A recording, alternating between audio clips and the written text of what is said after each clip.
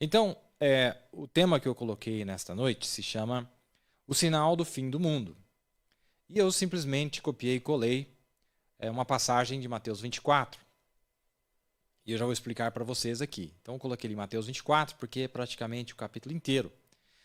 O sinal do fim do mundo. Vamos lá então. Primeiramente, vamos ler Mateus 24, os primeiros 3 versos e pegar o contexto. Como muitos de vocês já ouviram muitos pregadores falar disso. É simples, né? E quando Jesus ia saindo do templo, aproximaram-se dele os seus discípulos para lhe mostrarem a estrutura do templo. Jesus, porém, lhes disse: Não vedes tudo isto? Em verdade vos digo que não ficará aqui pedra sobre pedra que não seja derribada. Estando assentado no Monte das Oliveiras, isso um pouco mais tarde, chegaram-se a ele os seus discípulos em particular, dizendo: Dize-nos, quando serão essas coisas? Pergunta número 1. Que coisas? O que ele tinha dito um pouquinho antes a respeito do templo ser destruído.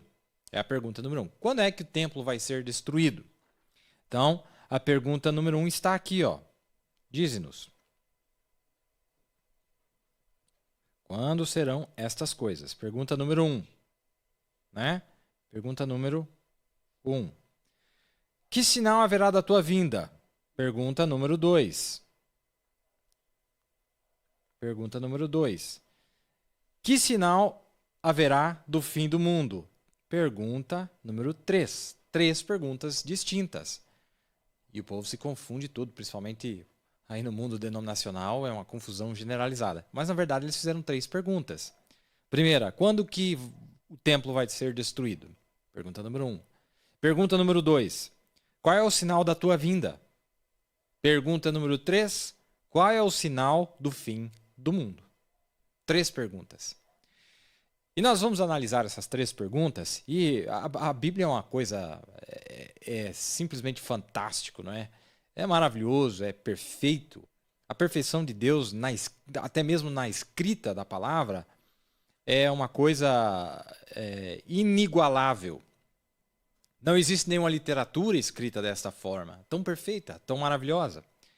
Então, na mensagem A Voz do Sinal, o profeta nos diz algo muito interessante. Ele diz assim, ó, falando do profeta Elias prometido, ele diz assim: esta natureza da vinda será a mesma. Não será um grupo, será um homem. Deus nunca lida de qualquer outra maneira a não ser com um homem só. Agora, Elias não era um grupo. João Batista não era um grupo. Eles eram um indivíduo só. Deus, Malaquias 4, não diz eu enviarei um grupo, mas diz eu enviarei Elias. A palavra não pode ser mudada. Agora observe o sinal do tempo do fim e a voz, na ordem da Escritura como foi prometido. Queremos saber qual será o sinal do tempo do fim? Jesus nos disse em Mateus 24 e 25. Nos disse também em Apocalipse, desde o 6º ou do 1º até lá na frente, bem no capítulo 10. Então ele vem no capítulo 19. Olha como ele citou essas escrituras. Ele colocou o capítulo 10 e colocou o capítulo 19, falando do sinal do tempo do fim, englobando aqui o sinal do tempo do fim. Então ele vem no capítulo 19, o milênio se estabelece na sua vinda, cavalgando num cavalo branco. Virá o sinal do tempo do fim. Veja, se você voltar na pergunta aqui, a pergunta número 2 é: qual é o sinal da tua vinda? É a pergunta número 2. E o sinal da vinda dele é Apocalipse 10. O sinal da vinda de Cristo, a segunda vinda, é Apocalipse 10. Mas agora, o sinal do fim do mundo não é Apocalipse 10, é Apocalipse 19.